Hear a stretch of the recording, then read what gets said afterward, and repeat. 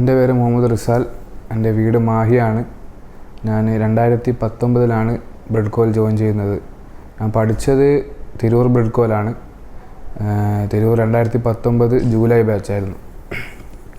ജൂലൈയിൽ പഠനം ആരംഭിച്ച് 3-4 മാസത്തെ കോഴ്സായിരുന്നു. പക്ഷേ ചെറിയൊരു ഹെൽത്ത് ഇഷ്യൂസ് കാരണം അത് ലാഗാവുകയും പിന്നെ റീകണ്ടിന്യൂ ചെയ്തത് 2021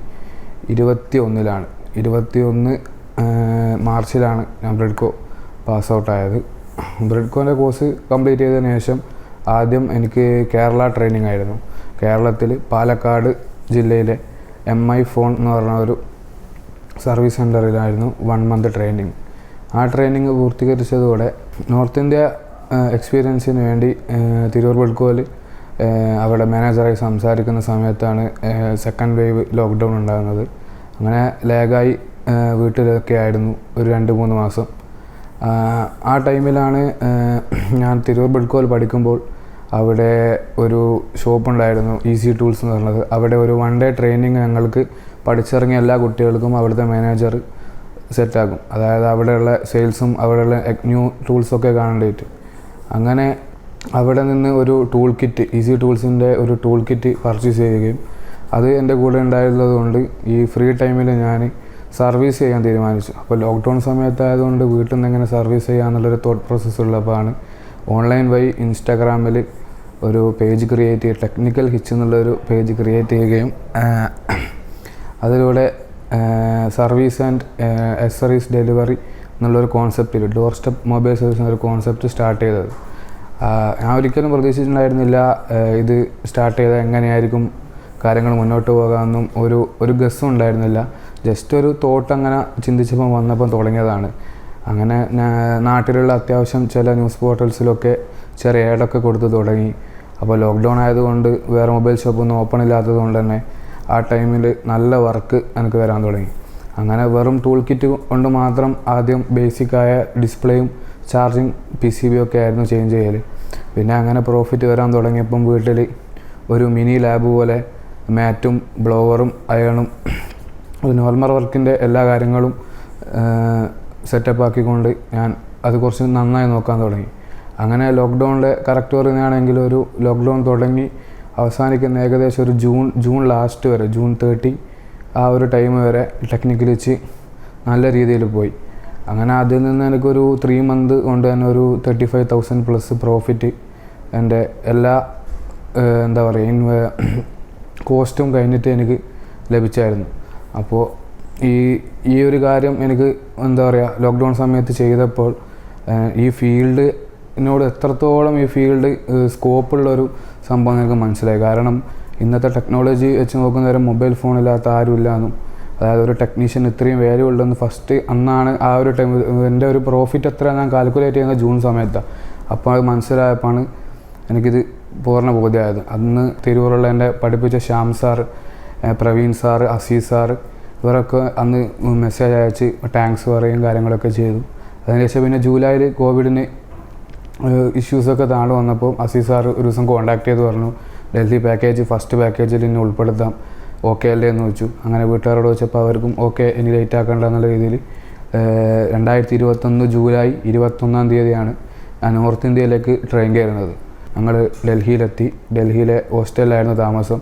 അവിടെ ഒരു ചെറിയ ഇൻ്റർവ്യൂ അല്ല, ചെറിയൊരു ക്വസ്റ്റ്യൻ സെറ്റപ്പും കാര്യങ്ങളൊക്കെ കഴിഞ്ഞ് ഒരാളെ എലിജിബിലിറ്റി നോക്കി ഒരാൾക്ക് ഒരു OGT സെൻറ്റർ തന്നു. ബ്രിഡ്കോയിൽ പഠിച്ച് മുന്നേ പോയ ഒരു സീനിയറിൻ്റെ കീഴിൽ ഒരു മിനിമം 60 to 90 ഡേയ്സ് ട്രെയിനിങ്, അതായത് നോർത്തിലെ ഭാഷ സെറ്റാവാനും വർക്ക് കാര്യങ്ങൾ എന്തൊക്കെ വർക്കാണ് നോർത്തിൽ വരുന്നത്, എത്രത്തോളം പേയ്മെൻറ്റ് ഒരു വർക്കിന് ഈടാക്കുന്നുണ്ടെന്ന് മനസ്സിലാക്കാനുള്ള ഒരു ട്രെയിനിങ് ആയിരുന്നു. ആ ട്രെയിനിങ് എനിക്ക് കിട്ടിയത് പഞ്ചാബിലായിരുന്നു. അപ്പോൾ ഡൽഹിയിൽ നിന്ന് ഞാൻ എൻ്റെ പഞ്ചാബിലെ യാത്ര ഒറ്റക്കായിരുന്നു. ഡൽഹി വരെ ഫ്രണ്ട്സ് ഉണ്ടായിരുന്നെങ്കിലും എല്ലാവർക്കും അവരവരെ OGT സെൻറ്ററിലേക്ക് ഒറ്റക്കാണ് യാത്ര പോകാനുള്ളത്. നിസാമുദ്ദീൻ റെയിൽവേ സ്റ്റേഷനിൽ പോയി പഞ്ചാബിലേക്ക് പുറപ്പെട്ടു. അങ്ങനെ ഒരു 7-8 മണിക്കൂർ യാത്ര ശേഷം പഞ്ചാബിലെത്തി. ഓണറൊക്കെ പിക്കപ്പ് ചെയ്യാൻ വന്നു. സീനിയറും കൂടെ ഉണ്ടായിരുന്നു. സീനിയർ കോട്ടക്കൽ ബ്രിഡ്കോയിൽ പഠിച്ച ആളായിരുന്നു. അങ്ങനെ അവിടെ ഒരു പുതിയ, അതായത് വേറൊരു നാടൻ എന്താ പറയുക, നമ്മൾ കേരളത്തിനെ സംബന്ധിച്ചിടത്തോളം വളരെ വ്യത്യസ്തമായ തണുപ്പും കാലാവസ്ഥയിലും വ്യത്യാസമുള്ള ഒരു നാട്ടിലായിരുന്നു എൻ്റെ OGT സെൻറ്റർ. അവിടെ ഹോൾസെയിൽ വിത്ത് സർവീസ് സെൻ്റർ ആയിരുന്നു. അപ്പോൾ ഹോൾസെയിൽ ഷോപ്പും ഇതും ഉള്ളത് കൊണ്ട് തന്നെ കൂടുതൽ കാര്യങ്ങൾ, അതായത് നാട്ടിലെ മാർക്കറ്റും ഇവിടെ പഞ്ചാബിലെ മാർക്കറ്റും എത്ര വ്യത്യാസമുണ്ടെന്നും ഒരു ഹോൾസെയിലിൻ്റെ പ്രോഫിറ്റ് എന്താണെന്നൊക്കെ ഒരു ചെറിയ ബേസിക് അറിവ് അവിടെ നിന്ന് കിട്ടി. സീനിയർ വളരെ സപ്പോർട്ടീവ് ആയിരുന്നു. ഗ്ലാസ് ചേഞ്ചും കാര്യങ്ങളൊക്കെ എനിക്ക് പക്കയാക്കി തന്നത് എൻ്റെ സീനിയറാണ്. സീനിയർ അങ്ങനെ നല്ല ഫസ്റ്റ് 2-3 ദിവസം വർക്കൊന്നും അങ്ങനെ തന്നിട്ടില്ല, ചെറിയ വർക്ക് തന്നിട്ടുള്ളൂ. ഒരു 5 to 6 days ആകുമ്പോഴത്തേക്ക് തന്നെ സീനിയർ ബാക്കിയുള്ള എല്ലാ വർക്കും ഒറ്റയ്ക്ക് തരാൻ തുടങ്ങി. അങ്ങനെ ഒരു മന്തിനുള്ളിൽ എനിക്ക് അത്യാവശ്യം എനിക്ക് തന്നെ ഒരു സ്വയം തോന്നി, ഞാൻ ഫിറ്റായി ഒരു ഷോപ്പിലേക്ക് പോകാനുള്ളൊരു ഇതായെന്ന് തോന്നിയപ്പോൾ ഞാൻ ഡൽഹിയിൽ വിളിച്ച് പറഞ്ഞു, സാറേ ഇങ്ങനെ ഫിറ്റായി എന്ന് പറഞ്ഞപ്പോൾ അന്ന് തന്നെ സാറ് പറഞ്ഞു അങ്ങനെയാണ് കുഴപ്പമില്ല, ഒരു വേക്കൻസി ഉണ്ട് രാജസ്ഥാനിൽ, 6 ദിവസം കൊണ്ട് ട്രെയിനിങ് വന്നാൽ പോകാൻ പറ്റുമെന്ന് ചോദിച്ചു. അപ്പോൾ ഞാൻ കോൺഫിഡൻ്റായി യെസ് പറഞ്ഞപ്പോൾ ഞാൻ തിരിച്ച് കറക്റ്റ് 30 ദിവസം OGT പൂർത്തിയാക്കി തിരിച്ച് ഡൽഹിയിലേക്ക് യാത്ര കയറി. ഡൽഹിയിൽ നിന്ന് പിന്നെ എനിക്ക് ഡൽഹി ബ്രിഡ്കോ എന്നായിരുന്നു ട്രെയിനിങ്. 6 ദിവസം രാവിലെ ഒരു 10 മണി മുതൽ 7 മണി വരെ കണ്ടിന്യൂസ് ആയി IC വർക്കും സോഫ്റ്റ്വെയറും മിക്സ് ആയിട്ടുള്ള ക്ലാസ്സുകളിൽ ഒരു 6 ദിവസം ഡീപ്പ് ട്രെയിനിങ് ആയിരുന്നു. അത് വളരെ ഉപയോഗപ്പെട്ടു. കാരണം ഞാൻ പഞ്ചാബിൽ പോയ ഷോപ്പിൽ IC വർക്കും കാര്യങ്ങളും ഉണ്ടായിരുന്നില്ല. അപ്പോൾ അതുകൊണ്ടാണ് ഞാൻ ഇത് ആവശ്യപ്പെട്ടത്. രാജസ്ഥാനിലെ ഷോപ്പിൽ IC വർക്കും കാര്യങ്ങളുണ്ടെന്ന് പറഞ്ഞിട്ടാണ് എന്നെ വിളിച്ചത്. രാജസ്ഥാനിലെ കോട്ട എന്ന് പറഞ്ഞ സ്ഥലത്തേക്ക് എനിക്ക് പോസ്റ്റിംഗ് കിട്ടുന്നത്. 2021 സെപ്റ്റംബർ 19 കോട്ടയിൽ ജോയിൻ ചെയ്യുന്നു. സർവീസ് മാത്രം ഫോക്കസ് ചെയ്യുന്ന എല്ലാ EMMC വർക്കും എല്ലാ വർക്കും ഉള്ളൊരു സർവീസ് സെൻ്ററായിരുന്നു. അവിടെ അങ്ങനെ 2-3 ദിവസമൊക്കെ കഴിഞ്ഞ് പോയപ്പോൾ അവിടുത്തെ സർവീസ് സെൻ്റർ എത്രത്തോളം അവിടെ ക്ലിക്കാണ് എനിക്ക് മനസ്സിലായി. കാരണം ഡെയിലി ഒരു 10-8 സെറ്റൊക്കെ വരും. അപ്പോൾ എന്നെക്കൊണ്ട് ഒറ്റയ്ക്ക് കംപ്ലീറ്റ് ചെയ്യാൻ കഴിയാത്തപ്പോൾ ഞാൻ ഡൽഹിയിൽ വിളിച്ച് ട്രെയിനീസിനെ അയക്കാൻ പറ്റുമെന്ന് ചോദിച്ചു. അപ്പോൾ അവിടുന്ന് സാറ് പറഞ്ഞു മിനിമം 1 മാസമായ സീനിയർ അവിടെ ഫിക്സ് ആയാലും നമ്മൾ ട്രെയിനീസിനെ അയക്കാം, പക്ഷെ സാരമില്ല അയച്ചുതരാം, നീ നോക്കുന്നുള്ള രീതിയിൽ എനിക്ക് അവിടുന്ന് ഷൈജു സാറ് ഫസ്റ്റ് ഒരു ട്രെയിനിനെ അയച്ചു തന്നു. 1 month 2 month ഒക്കെ കഴിഞ്ഞപ്പം ഞാനൊരു നല്ലൊരു ട്രാക്കിലേക്ക് കയറി. ഒരു 2 monthന് ശേഷം എനിക്ക് ഹിന്ദിയൊക്കെ അത്യാവശ്യം നല്ല രീതിയിൽ സെറ്റായി തുടങ്ങിയതിന് ശേഷം പിന്നെ ആ ഷോപ്പ് ഞാൻ അവിടെ നിന്ന് വന്ന 10 മാസമായിരുന്നു അവിടെ വന്നത്. ആ 10 മാസം ഞാൻ തന്നെയായിരുന്നു ആ ഷോപ്പ് നോക്കിയും കാര്യങ്ങളൊക്കെ ചെയ്തത്. ഭയ്യ ഭയങ്കര സപ്പോർട്ടീവായിരുന്നു. ഭയ്യ എനിക്ക് മാർക്കറ്റ് പഠിപ്പിച്ചാൽ എന്നെ മാർക്കറ്റിൽ കൂട്ടിക്കൊണ്ടുപോകും, മാർക്കറ്റിലെ എങ്ങനെയാണ് പർച്ചേസ് സിസ്റ്റം ഒക്കെ കാണിച്ചു തന്നു. അതിനുശേഷം ഞാനും എൻ്റെ ട്രെയിനീസിനെയും കൂട്ടി ഞാൻ മാർക്കറ്റിൽ പോകാറുണ്ട്. അങ്ങനെ എന്താ പറയുക, ഒരു ബുദ്ധിമുട്ടോ കാര്യങ്ങളൊന്നും ഇല്ലാത്ത നല്ലൊരു 1 year എക്സ്പീരിയൻസ് ആയിരുന്നു എൻ്റെ അത്. ആകെ ഒരു ബുദ്ധിമുട്ടുണ്ടായത് അവിടുത്തെ കാലാവസ്ഥേൻ്റെ ഒരു ഡിഫറൻസും ഭക്ഷണത്തിൻ്റെ പ്രശ്നം മാത്രമായിരുന്നു. ജൂലൈ 21-20 അങ്ങനെ ഞാൻ തിരിച്ച് ഡൽഹിയിലേക്ക് കയറുന്നതായിരുന്നു. ആ ദിവസം എനിക്ക് ഒരിക്കലും മറക്കാൻ പറ്റില്ല. കാരണം അവിടെയുള്ള അടുത്തുള്ള ഷോപ്പുകാരും ഭയ്യൻ്റെ ഫാമിലി എല്ലാവരും ട്രീറ്റൊക്കെ തന്നു, ഗിഫ്റ്റൊക്കെ തന്നു. വളരെ നല്ലൊരു യാത്രയായിരുന്നു കിട്ടിയത്. ഈ 10 മാസത്തിൻ്റെ ഉള്ളിൽ ഞാൻ 7 സ്റ്റുഡൻസിനെ ട്രെയിൻ ചെയ്തിട്ടുണ്ട്. അവർ 7 ആളും ഇപ്പോൾ ഓരോ സെൻറ്ററിലേക്ക് പല സ്റ്റേറ്റിൽ ഓരോ സെൻറ്ററിൽ വർക്ക് ചെയ്തുകൊണ്ടിരിക്കുകയാണ്. അങ്ങനെ അവിടെ തിരിച്ച് ഡൽഹിയിലെത്തുന്നു. ഡൽഹിയിൽ നിന്ന് 2-3 അപ്ഡേഷൻ ക്ലാസ്സുകളുണ്ട്. നമുക്ക് ഡൗട്ട്സിൻ്റെ ക്ലിയർ ചെയ്യാനൊക്കെ ഉള്ള ഒരു സെഷൻ ഉണ്ടായിരുന്നു. അതിനുശേഷം ഡൽഹിയിൽ നിന്ന് തീർച്ചയായും നാട്ടിലെത്തി. അങ്ങനെ കോട്ടക്കൽ ബ്രിഡ്കോ ഒരു ദിവസം പോയപ്പോഴാണ് പ്ലേസ്മെൻറ്റിൻ്റെ കാര്യം എന്നോട് മുരളി സാർ സംസാരിച്ചത്. അങ്ങനെ കുവൈത്തിലേക്ക് ഈ പ്ലേസ്മെൻറ്റ് ലഭിക്കുകയായിരുന്നു. അപ്പോൾ ഇപ്പോൾ ഈ വരുന്ന ജനുവരി 10 ഞാൻ ടിക്കറ്റ് എടുത്തിരിക്കുന്നു. വിസ കംപ്ലീറ്റ് ഫ്രീ ആയിരുന്നു. ഓണറൊക്കെ അതിനകത്ത് തരുന്നത്. ഒരു ഷോപ്പിലേക്കാണ് പ്ലേസ്മെൻറ്റ് കിട്ടിയത്. സ്റ്റാർട്ടിങ് സാലറി 150 KD വിത്ത് റൂമാണ്. എനിക്ക് നിങ്ങളോട് പറയാനുള്ളത് എന്താണെന്ന് വെച്ചാൽ ഈ ഒരു ഫീൽഡ് എന്താണെന്ന് നിങ്ങൾ മനസ്സിലാക്കി വരാൻ കുറച്ച് ലേറ്റ് ആവും. കാരണം ആദ്യം ഇപ്പം ഞാനായാലും ആദ്യം നമ്മൾ ഈ ഫീൽഡ് സ്റ്റാർട്ട് ചെയ്യുന്നത് എത്രത്തോളം സ്കോപ്പ് ഉണ്ടെന്നൊക്കെ നമുക്കിങ്ങനെ ചിന്ത വരുമെങ്കിൽ നമുക്ക് കറക്റ്റ് അത് മനസ്സിലാവില്ല. പക്ഷേ പഠിച്ചിറങ്ങി കഴിഞ്ഞാൽ നിങ്ങൾക്ക് ഉണ്ടാകുന്ന അനുഭവം വളരെ ഡിഫറൻ്റ് ആയിരിക്കും. എൻ്റെ ഫ്രണ്ട്സൊക്കെ പറയാറുണ്ട് എൻ്റെ ഫീൽഡാക്കി പഠിച്ചാൽ മതിയായിരുന്നു, ഇത്രയും സ്കോപ്പ് ഉള്ളതാണെന്ന് നമുക്കറിയില്ല. കാരണം അവർക്കൊക്കെ അറിയാം, നാട്ടിൽ വന്ന് ഇപ്പോൾ ഏകദേശം ഞാൻ ഒരു 4 മാസമായി.